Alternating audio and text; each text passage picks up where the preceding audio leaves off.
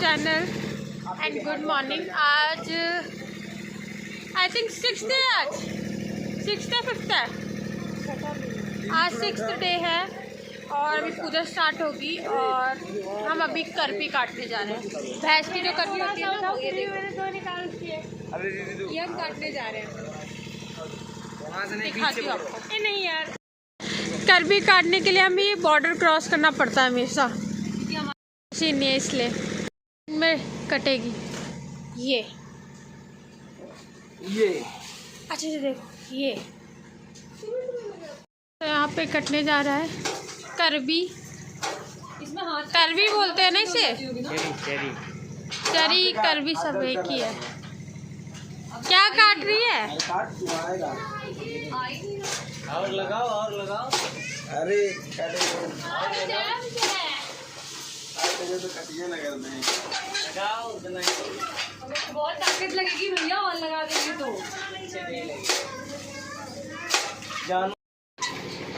हाथ संभाल के लगाइयो, नहीं तो फ्लो में तेरे उड़ा दूंगा।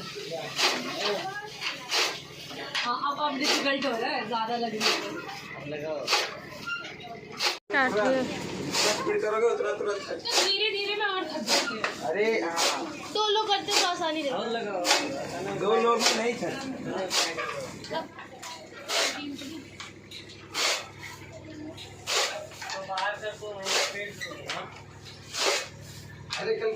मानसी लुकिया, अगर हो जाएगा तो मुझे बताइएगा, मैं भी कर दूंगी एक बार, ठीक है? आपका एक्सपीरियंस कैसा है मानसी फिलहाल? बहुत गंदा, बहुत मेहनत लग रही है क्योंकि दो में नहीं है ना, एक ही पे है।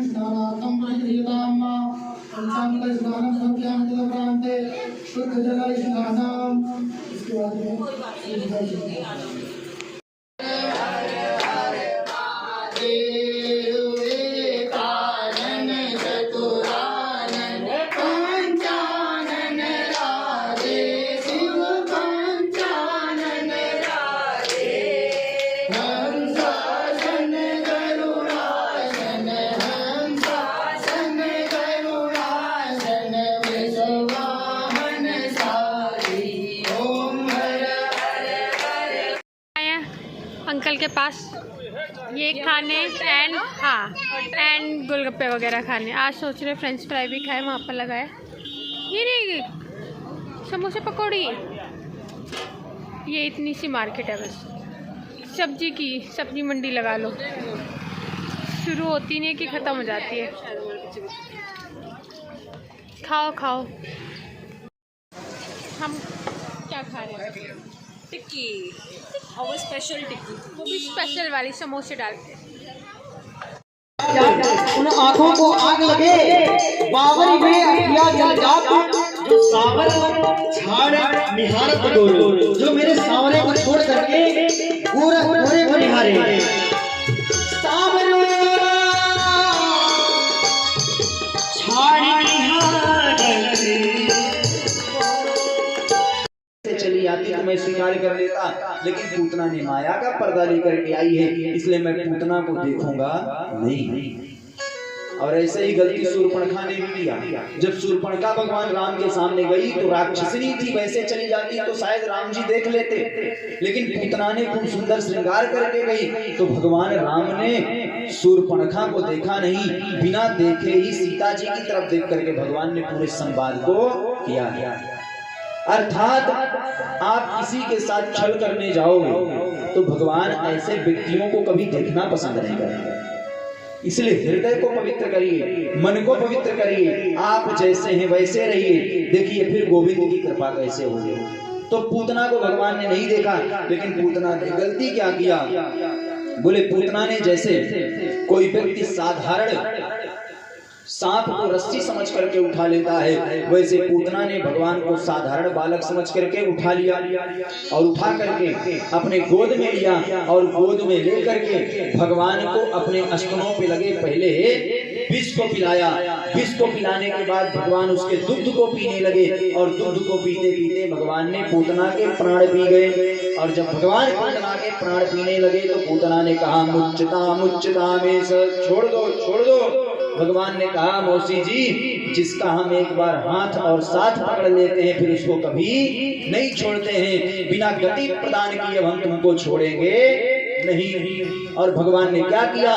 बोले भगवान ने पहले विष को पिया, फिर दुग्ध को पिया और फिर पूतना के प्राण को पी करके भगवान ने पूतना को अपनी माँ यशोदा की गति को प्रदान किया।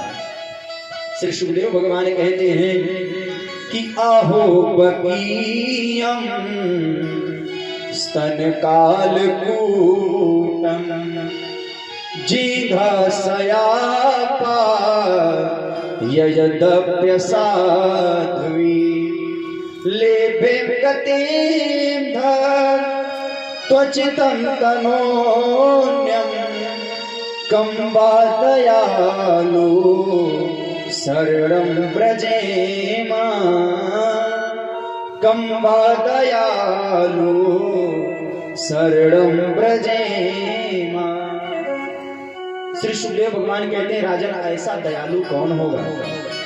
अहो बकीयम स्तनकाल कूटम, जो एक राक्षसी है और भगवान को विष पिलाने के लिए गई और भगवान ने उसके विष को भी पिया और विष को पीने के बाद भगवान ने उसको मारा भी तो कौन सी गति दिया? बोले जो गति माँ यशोदा को दिया, माँ देवकी को दिया, वही गति भगवान श्री कृष्ण ने पूतना को भी दिया। ऐसा दयालु कौन होगा? किसी को आप विष देने जाओ तो आपके बारे में वो अच्छा सोचेगा? कभी नहीं सोचेगा। लेकिन भगवान उस पूतना को भी अपनी माँ की गति प्रदान करते हैं। क्यों? बोले भगवान को लगा ये पूतना कुछ भी है, ये राक्षसी भले है लेकिन इसने कार्य तो मेरी माँ का किया है। क्यों? बोले दूध पिलाने का अधिकार केवल माँ का होता है और जो अपने स्तनों से दूध पिला दे वो मेरी माँ होती है। अब ये चाहे मुझको दूध की जगह विष ही पिला रही हो, लेकिन कार्य तो इसने माँ का किया है तो गति भी मैं इसको अपनी माँ की दूंगा। तो लेभेन गतिं धात्रिदं तनोन्यं कंबा दयालु शरणं व्रजेमा। और ये पूतना कौन है? ये पूतना कोई साधारण स्त्री नहीं है। ये पूतना कौन है? बोले श्री गर्ग संहिता में कहते हैं बले परम भक्तास्या सुतावो वामनो हरि मनोरस्तुत भूयाना नाददो वरम कथा। ये पूतना कौन है? बोले यह पूतना राजा बलि की पुत्री है जिसका नाम रत्नमाला है। ये कौन थी? बोले राजा बलि थे ना, भगवान के जो अनन्य उपासक थे श्री प्रहलाद जी महाराज, उनके जो पूर्वज थे जिनका नाम राजा बलि था, जिनसे भगवान ने 3 पग भूमि को मांगा, उन्हीं राजा बलि के यहाँ जब भगवान वामन रूप लेकर के गए तो भगवान को देख करके जो राजा बलि की कन्या थी रत्नमाला वो मोहित हो गई। मोहित क्या हुई? उसको लगा कि इतने छोटे हैं, इतने कोमल हैं, इतने बढ़िया हैं, अगर ये मेरे पुत्र होते तो कितना सुंदर होता। पुत्र की भावना तो ला दी, लेकिन अगले क्षण जैसे ही रत्नमाला के बाप को भगवान ने कंगाल बना दिया तो उसका विचार बदल गया। बोली जिससे मैंने इसको पुत्र की आकांक्षा किया था, अगर ये मेरे पुत्र बनते तो मैं इनको विष भी पिला ही देती। तो भगवान ने कहा कोई बात नहीं देवी जी, तुम्हारे दूध को भी पीकर तुम्हारे मातृत्व का भी धर्म निभाएंगे और विष को पी करके तुम्हारे इस नियम को भी हम पूर्ण करेंगे। तो वही राजा बलि की पुत्री रत्नमाला पूतना बनती है और पूतना को प्राप्त करके भगवान ने उसको कल्याण किया। प्रभु चरणों में आने का वादा करो, प्रभु चरणों में आने का वादा करो।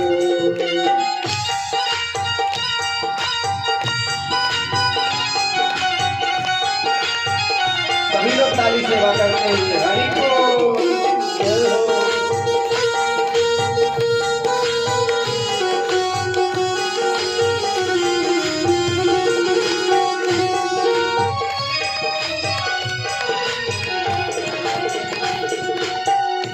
तुमने चंदन को घिस घिस के टीका किया और काया को मल मल के धोया, मगर तुमने चंदन को घिस घिस के टीका किया और काया को मल मल के धोया, मगर तुमने चंदन साधुकोश की दी परिक्रमा, साधुकोश की दी परिक्रमा, साधुकोश की दी परिक्रमा, साधुकोश की दी परिक्रमा। मैं तुम्हारी गंगन मेरे की महिमा में फिर मुंगा, मैं तुम्हारी गंगन मेरे की महिमा में मैं तो पेड़ा भोग लगाऊं मेरी महिमा में, तो पेड़ा भोग लगाऊं मेरी